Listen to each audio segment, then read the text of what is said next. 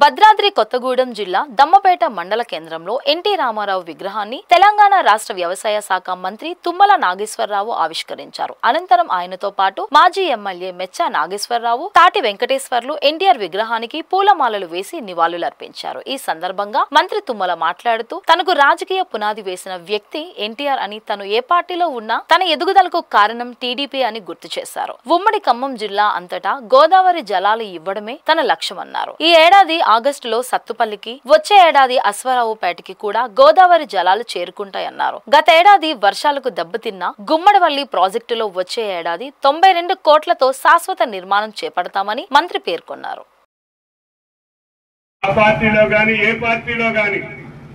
ఈ రోజు ఇంకా నిలబడి ఉన్నారు అంటే తెలుగుదేశం నుంచి వచ్చినటువంటి సరుకే నికార్సైన సరుకుగా నిలబడిందని చెప్పుకోవడానికి ఈ సందర్భంగా మనం అది ఆయన పుణ్యం, ఆయన నిబద్ధత, ఆయన ఆలోచన విధానాన్ని ఆకలింపు చేసుకొని పేదల కోసం, బడుగుల కోసం, ఆ ప్రాంతం యొక్క అభివృద్ధి కోసం పనిచేసినటువంటి నాయకులే ఇప్పటికీ 72-75 సంవత్సరాలు వచ్చినా వాళ్లే ఇంకా రాజకీయ నాయకులుగా ఏ పార్టీలోనైనా కొనసాగుతున్నారు. అది ఎన్టీఆర్ యొక్క గొప్పతనం అని చెప్పి కూడా మీకు ఈ సందర్భంగా మనం చేస్తున్నాం. రేపు భవిష్యత్తులో కూడా ఆయన తయారు చేసినటువంటి సంతతే ఈ రాజకీయాల్లో స్థిరంగా మనగలుగుద్ది. అందుకని మనం కూడా ఆయన ఆశయాలకు తగ్గట్టుగానే 40-43 సంవత్సరాలు కొనసాగాం. కాబట్టి ఎక్కడికి పోయినా, తాటి గారు వైసీపీకి వెళ్ళినా, మెచ్చా గారు టీఆర్ఎస్కి వెళ్ళినా, నేను కాంగ్రెస్కి వెళ్ళినా ప్రజలు గౌరవిస్తున్నారంటే వీళ్ళు ఎన్టీఆర్ బిడ్డలు, వీళ్ళు నికాల్చుకుంటారనేటటువంటి ఆలోచన ఈ రాష్ట్ర ప్రజలకు ఉన్నది అని చెప్పి ఈ సందర్భంగా మనం చేస్తున్నాం. ఎవరైనా సరే మా ఇంటికి వచ్చి పిలుచుకెళ్లారు తప్ప మేము ఎవరింటికి వెళ్ళి అడగలేదని చెప్పి కూడా మీకు ఈ సందర్భంగా మనం చేస్తున్నాం. అదేవిధంగా ప్రసాద్ గారు కూడా చెప్పారు, మీరు వెళ్ళమంటే వెళ్ళారు తప్ప నాకు ఈ పదవులు అవసరం లేనటువంటి పదవులు.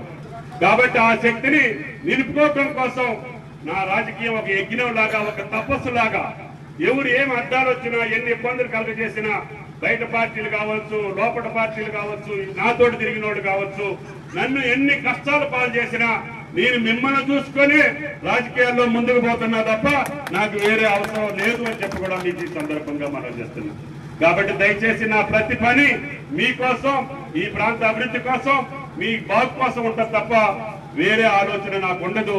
దానికి మూలకారకుడు పూజ్యులు ఎన్టీ రామారావు గారు.